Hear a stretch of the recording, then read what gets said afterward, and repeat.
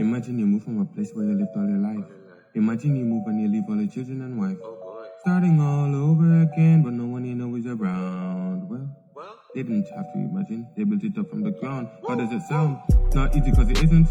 Could have phased them, but it didn't. But the raid bond, that's a winner. And they ran straight to the finish. You get to know them up close and personal. Wait, just give me a minute.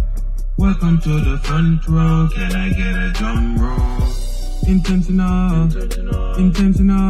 We may be immigrants, but we are still intentional. We are dependable. It's just that set the bar, but still the best of all, we are intentional.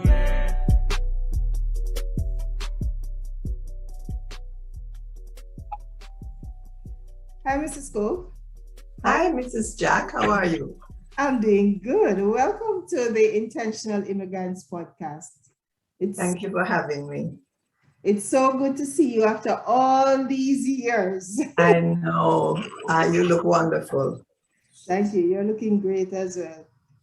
Thanks. So tell us a little about yourself. Who are you? Where are you?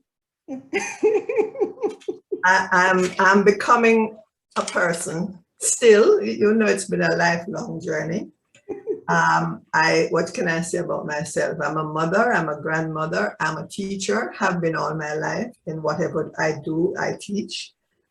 I have been here for about 13 years now.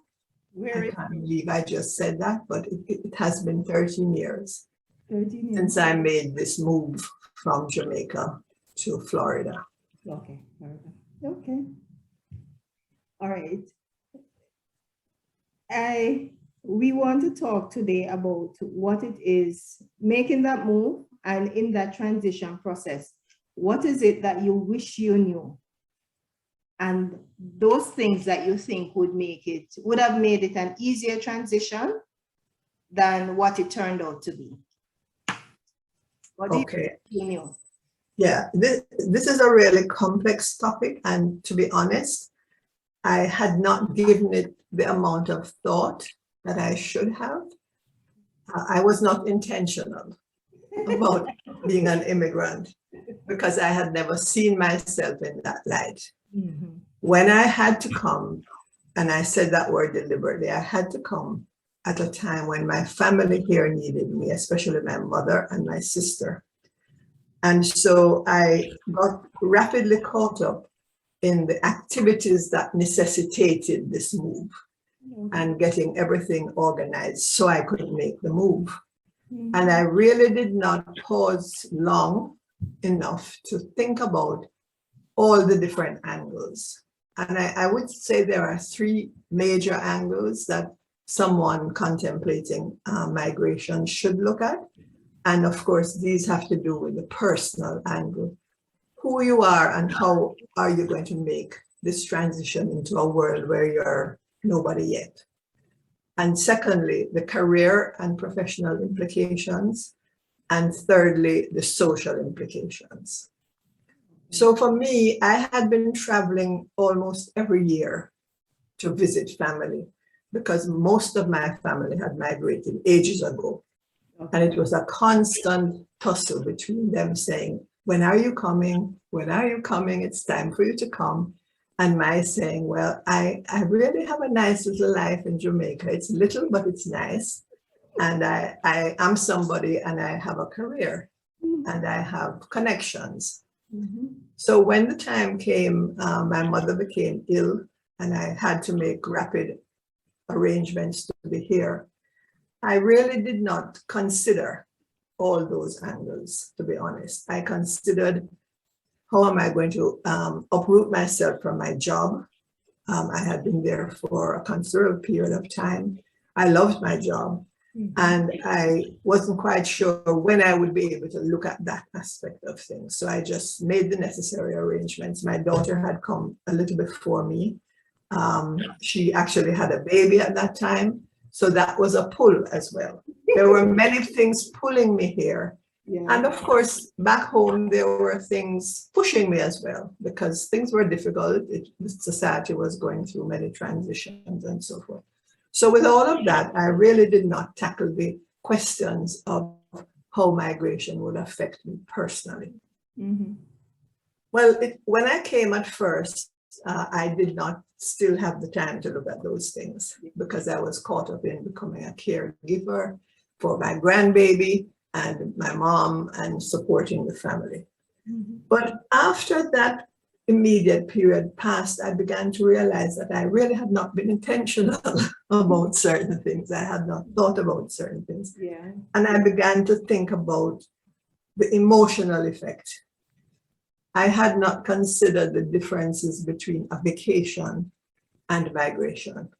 Yeah. You come here every year and you have a good time for 3 weeks. Mm-hmm. Everybody takes time out from their lives to be with you, to entertain you, take you all over the place, and pretty soon you're back home. Yeah. So the implications of extending that for a long period, forever actually, which is migration, had never occurred to me. Yeah. I was always going back home. Yeah. But after a while, I realized this time I was not going home. There's no I home. had sold my house. I had no home except in a sort of romantic sense. Jamaica will always be my home. Yeah. Yeah. And then I was driving along the street one day and I said, what is it about this place that makes me feel so disconnected? Out of sorts. And when I got back home and I got out of the car and I looked up, bingo, I saw it. There were no blue mountains. Florida is absolutely flat and arid. Jamaica is hot and dry, but it's different. Yeah. But when I looked up and I did not see the mountains, which I had become accustomed to seeing every day of my life, outside my office window, as soon as I stepped outside of my house, driving up from where I lived to UWI, Mm-hmm. which is the most beautiful campus in the world, Yes. as far as I'm concerned. Nobody can tell me anything different. So I said, the whole landscape is different. It's not just me, the landscape is different. So I had to start adjusting to the landscape. Mm-hmm. And I thought, well, what am I going to do after this immediate rush of activity around the family situation? Mm-hmm. Before I came, everybody had said to me, oh man, you'll get a job right away. You have such good experience, you have proper qualifications, and people will know when they talk to you that you're the right person. Well, people at home would know because they know me. But here, I knew very few people outside of my family, and I did not understand so much about the landscape within which I would have to work. My landscape was education, human resource management. Mm-hmm. So for someone who is making this transition, it's really critical, I think, to do what I had not been able to do, which was to study the landscape, determine what my chances would be of fitting in, of being accepted, because it is difficult for persons here to understand our landscape, the one we're coming from. Mm-hmm. When you think of education at home, education is a highly valued thing at home because we're small and we're poor, and education is our way out very often. Mm-hmm. Over here, when I looked into a school situation for a short while, I was astounded at the waste in the educational system. I saw books that cost more than university textbooks. This was in a high school.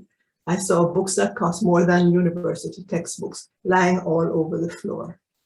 The students perceive the teacher as the servant who must pick up their books and put them on the desk. They see education as something they have to do until they can leave. I'm generalizing, so of course there are exceptions. There are exceptions, yeah. Yes, but as a general observation, the value placed on education here is different from what I was accustomed to. Mm-hmm. The HR landscape is also different. So if you're going to a new country, you need to understand the differences between your professional field at home and the professional field that you're going to try to enter over here. I'm not going to go into the details of the differences. I'm just saying I needed to have been more aware so that I could have planned out my ability to enter the situation. The field, yeah. So that's one. You said that's the personal, that's the career, and Right. social. Okay, the social aspect now. Although I was not a sort of social butterfly at home at my age, obviously, I did have a set of social activities that were always there for me to participate in. My literary activities, my poetry workshops, all the things on campus that occur regularly. You can set your calendar that you would be able to go to this event, that event, the other event. And of course, my professional activities. My calendar was filled to the extent that I wanted it to be filled. And then you go into a new country, and yes, they do have poetry. Yes, they do have plays. Yes, they do have universities, but they're not yours. How do you make the transition to getting in, gaining an entree into those fields and those activities, and feeling comfortable enough? A simple thing like church.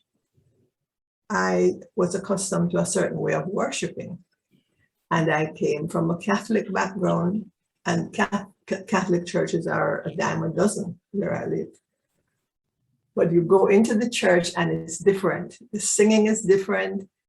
The process is exactly the same, but the spirit, I found the spirit different. Very different. You probably haven't experienced that yourself.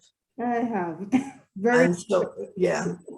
And so even from the standpoint of something as basic and simple as and important as what do you do to feed your spiritual needs, turns out to be a challenge if you don't plan for it.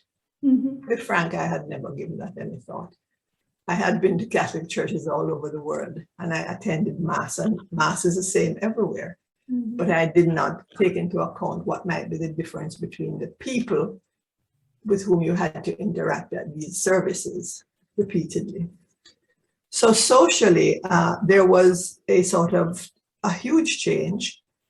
And I had my family, of course, so we did a lot of family activities. And that's a big transition.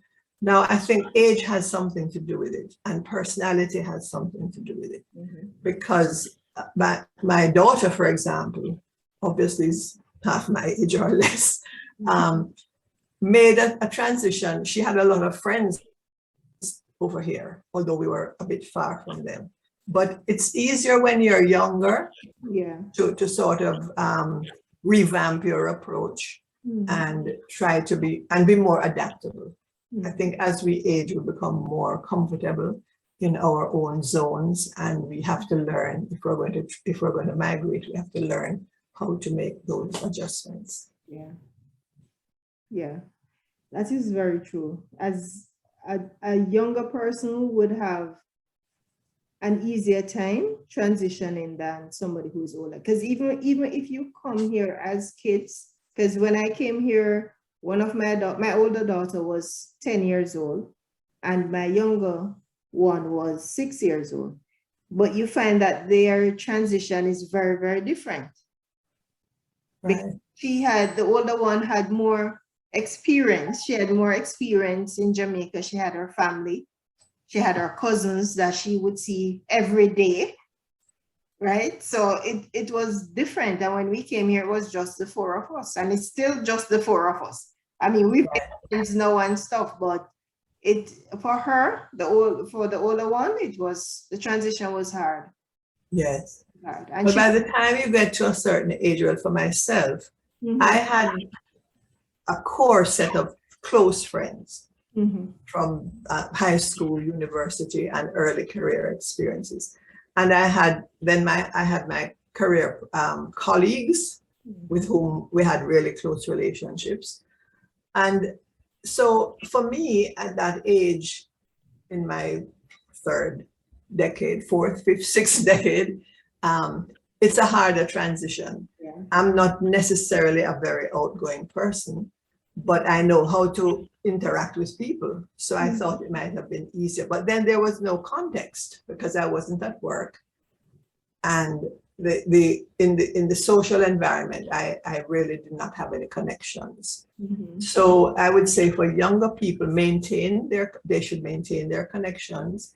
And for older people, they should think about how they're going to prepare themselves for a period of sort of aloneness outside of, except for the family, and make provisions maybe for going home regularly, if possible, or maintaining contacts by other means. So I have learned to be an email tetes, as we would say in Jamaica, and other kinds of electronic communication, and of course the telephone. So, but I would think that preparing for that period in which you're somewhat disconnected from people becomes very important, because I would think that some people might be prone to depression, some people might be prone to loneliness, and so forth. And the impact of migration on mental health well-being is something that I don't think we have paid sufficient attention to, because migration involves loss, and it involves a sort of silent grief that I think we need to help people to understand that it's going to happen. And that should not prevent you from migrating if you're ready to migrate, but at the same time, it's something to take into account so that you're not hit all of a sudden one day with a serious bout of self-doubt, a bout of depression, and a fear of how you're going to manage this thing permanently. Yeah, that's important, because it's grief, it's a loss, as you said. So we are processing grief. It's just that it's not a situation where someone has died. Exactly. They're used to looking at it and say, oh, grief. When somebody's grieving, then it means somebody has died. That's the visual way we know of it, but it occurs, as you say, in migration as well, because you've lost your friends. Not lost, but you no longer have that physical connection. You no longer have that where you can see them, you can talk to them as when you want to talk to them. Right. When they want to talk to you, no, you basically have to be working on a schedule like. Yes. I'll call you next Sunday. Would next Sunday work for you? You know, you have to be. So I'll have to have an appointment virtually. Yeah, you have to set an appointment. Yes. So when somebody dies or a relationship ends, people think that we have an overt cause of grief.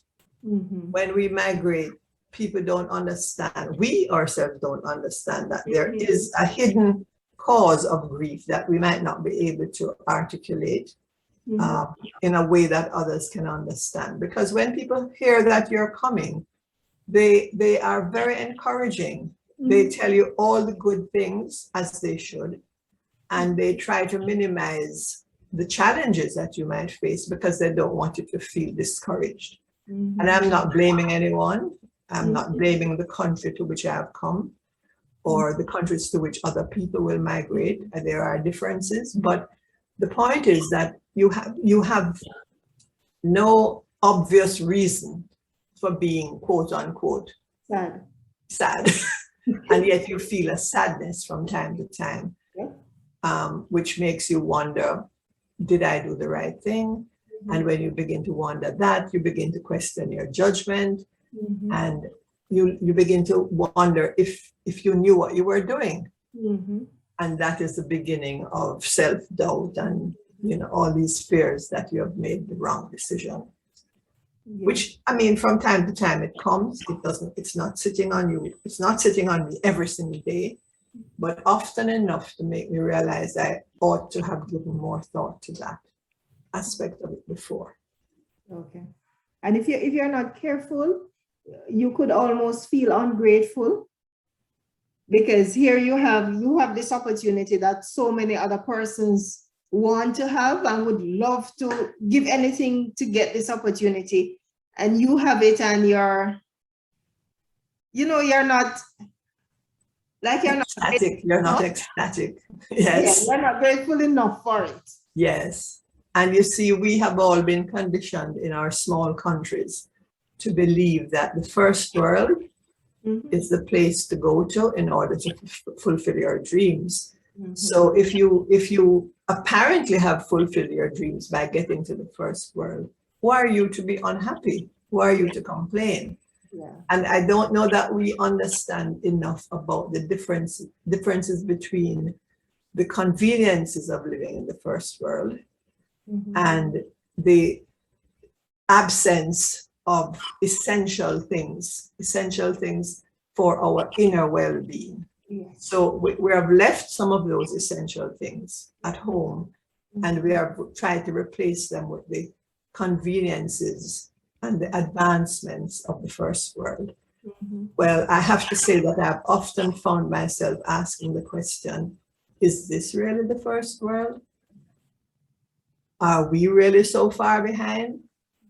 And so at times you get a sort of validation of where you came from, because you realize we did not have all these conveniences, but we had some other things which cannot be replaced. Which are more important. Exactly. Yeah, which are more important. Right. The community structure, that sort of outreach and touching base with each other. That's more important than all the cars and all the houses you can have, because at the end of the day, that's all you have. The people That's all. you surround yourself with, and the person that you make an impact, in whose life you've made an impact. Yes, you said it correctly. Yeah, so that's all it is. Are there any last words you want to add, Mrs. Scott, before? I hope I have not sounded ungrateful about the opportunity to be in the first world. And I do not regret the fact that I arrived here. I had to. I had no options. I had to put the priorities in the right order, and I did. I would not like to leave without saying, though, that this is not my home. The country to which we migrate may never be our home. But we are here, and I guess we have to deal with what we have to deal with wherever we are. But for me, my home is only one place, and that's where it will be. I cannot change that. Yes, and as long as you have your connection still going and keeping in touch with those back home, you won't ever be able to replace it, but you'll be able to feel a little better about the decision to migrate. Yes, I think so. And also, I think if people knew some of what I learned afterwards, then maybe if we pay more attention when we're at home to learning more and more about where we're going to, then we would be better off. I mean, I haven't even touched on the shock that I experienced in terms of learning firsthand about what the situation in some countries is concerning racial integration or lack of it. That's probably another program you have to look into. Yes. We'll have to look at that in a little bit more detail another time. Mrs. Cook, I know you've written a book. You want to tell us about that book? Oh, what a lovely opportunity. How persons can get information or purchase the book? Yes. The book is called The Spirit of Clovelly Park. It's about my 10-year journey as a teacher, becoming a teacher at Kingston College, which is an important high school in Jamaica, teaching boys literature and English and preparing them for the National Schools Challenge competition. It is a look at the school and also the society as it evolved during the 1970s, which you remember was a turbulent time with political upheavals and social upheavals and so forth. So it's not just a book about the school or about me, it's about the environment and how the teacher and the school can assist in the transformation of young lives. It's available in Jamaica. It's also available on Amazon and at iUniverse Publishing. And I can be reached through my daughter at her email address, is Kimberly Lowe, KIMBERLOWE, at ymail.com. And she is able to receive requests for purchases and conduct online purchases. We can only ship books in the US because the cost would be more than the book to ship it anywhere else. So thank you for allowing me to speak about that, because I'm hoping that the book will be an eye-opener for educators, for persons interested in social development and the growth of young people. Okay, thank you. Is there an e-book or just physical copy? It's on Kindle, on Amazon. Mm-hmm. And also I could give you my email address, which is Frances, FRANCES .Arlene, ARLENE, @hotmail.com. And as soon as I have a website, I will let you know. Okay, I guess we're still working on that together, right? Yes, together we'll work on that. Okay, thank you very much, Mrs. Cook. It was my pleasure having you on the podcast today. Thank you so much, and all the best with it. I think it's a wonderful little program and platform for you to help others. Okay, thank you. Thank you for sharing the journey with me and subscribing to the channel. The Intentional Immigrants podcast can be found on Google Podcast, Podbean, Spotify, and YouTube. Our website is now live and functional. It is www.intentionalimmigrants.com. intentionalimmigrants.com. Thank you to the following persons who made today's podcast possible. Today's guest, Mrs. Frances Cook, Xavier Anderson for providing music. Until next time, I'm your host, Yolanda Jack, reminding you, he who watches the wind will not sow. He who watches the clouds will not reap. Ecclesiastes 11 and verse 4. You were born for greatness. Step out into your greatness so that mankind can benefit from you being here. So long, until next time. Intentional. We may be immigrants, but we are still intentional. We are dependable. It's just that set the bar, but still the best of all. We are intentional.